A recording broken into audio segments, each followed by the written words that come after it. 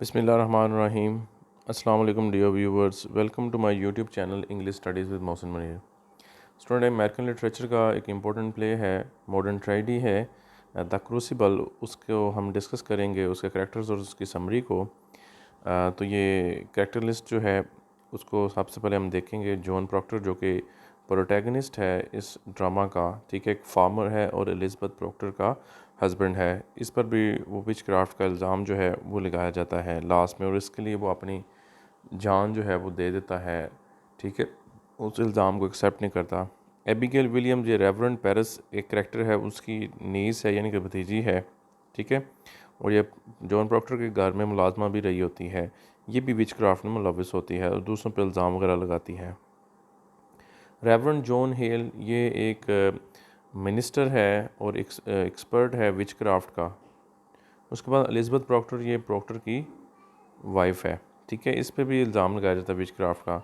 उसके बाद reverend Paris, ये मिनिस्टर है सैलम का, सैलम चर्च का, और बेटी जो है वो इसकी बेटी है। रबीका नर्स, ये फ्रांसिस नर्स की वाइफ है, ठीक है, इस पर भी मतलब विच क्राफ्ट का इल्ज़ाम लगाया जाता है।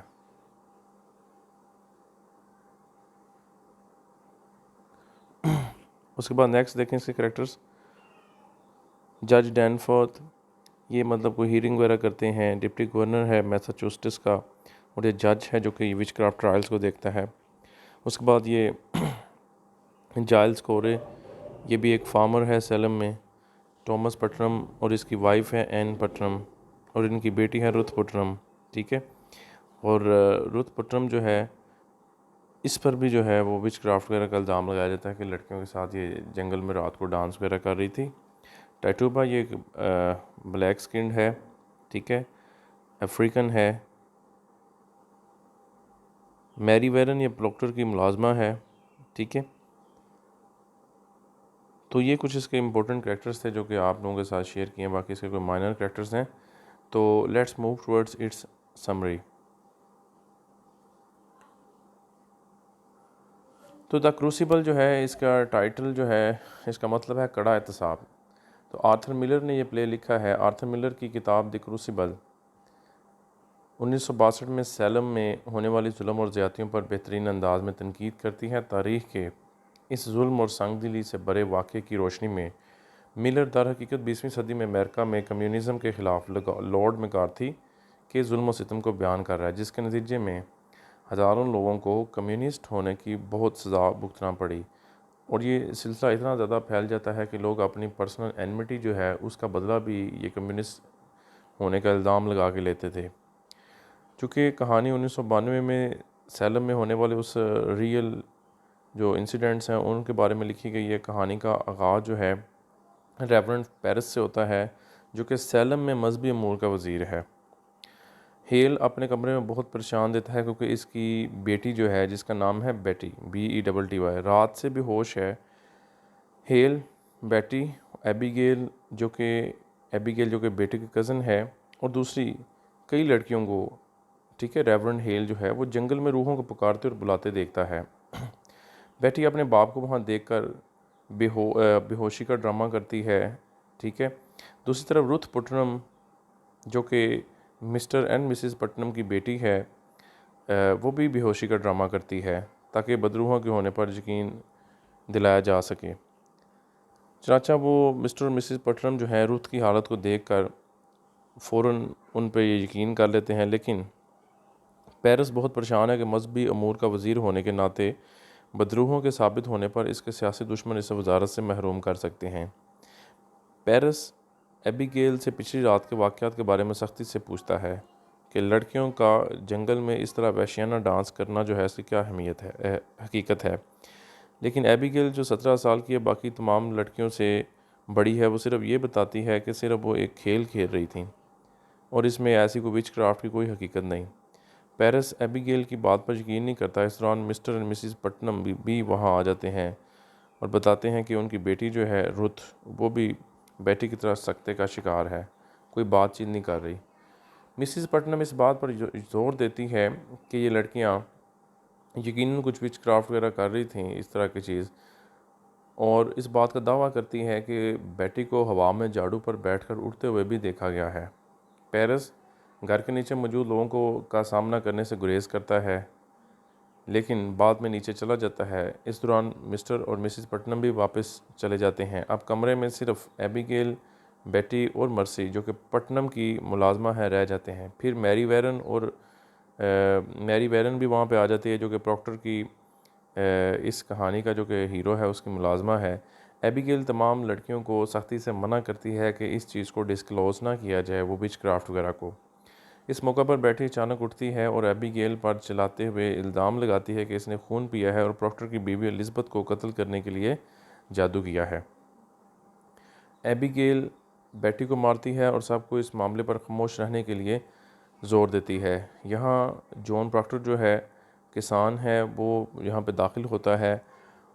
वो आकर मैरी वेरन को डांटता है कि घर जाओ। मैरी के साथ मर्सी जो है पट्टनम की मुलाजमा, वो भी चली जाती है। अब वहाँ एबिगेल और प्रॉक्टर रह जाते हैं। एबिगेल जो कभी प्रॉक्टर के घर मुलाजमा थी, और इस दौरान इसके और प्रॉक्टर के दरमियान कुछ अनफेयर रिलेशंस भी कायम थे, जिसका एलिज़ाबेथ उसकी जो कि प्रॉक्टर की बीवी है, जब पता चलता है तो उसको नौकरी से निकाल देती है। प्रॉक्टर इस गलती पर शर्मिंदा था। ठीक है।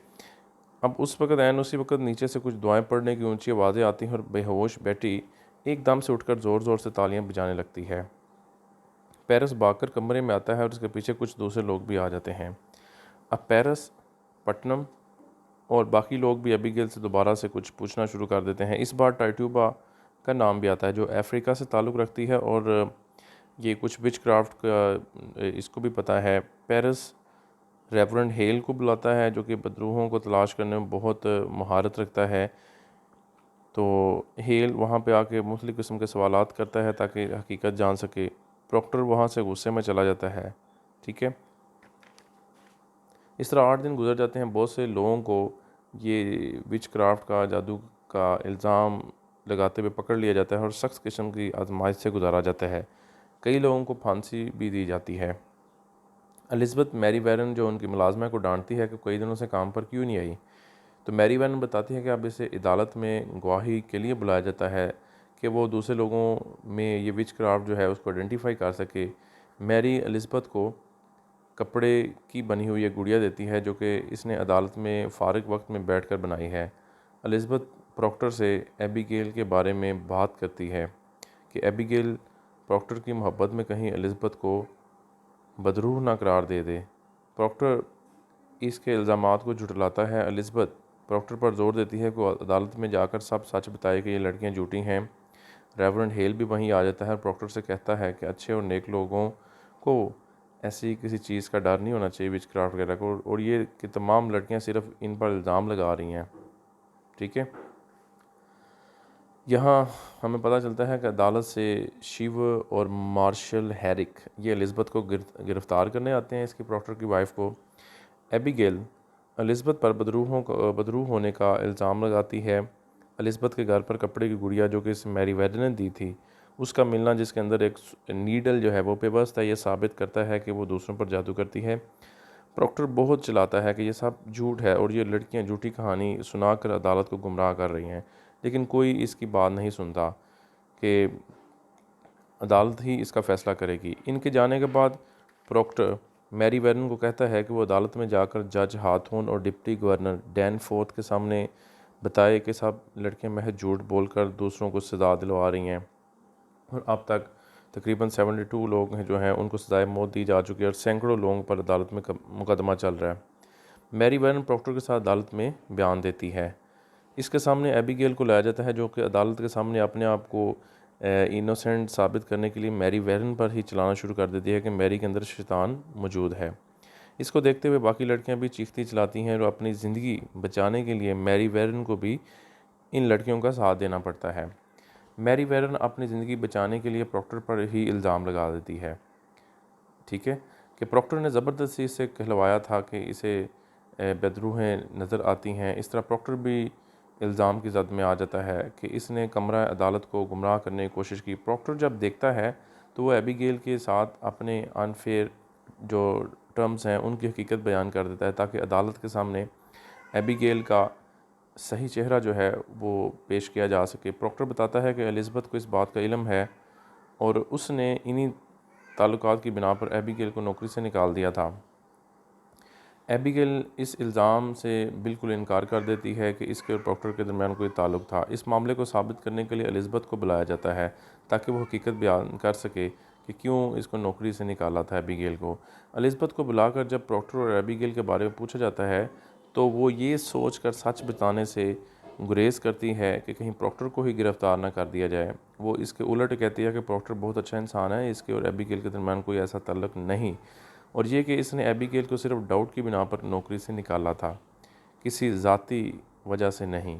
इस तरह प्रॉक्टर एबिगेल पर लगाया इल्ज़ाम साबित नहीं कर पाता और इसको गिरफ़्तार कर लिया जाता है। बाद में प्रॉक्टर पर ज़ोर डाला जाता है कि वह मान जाए कि ये भी विचक्राफ्ट वगैरह इस तरह की चीज़ में मुलविस है।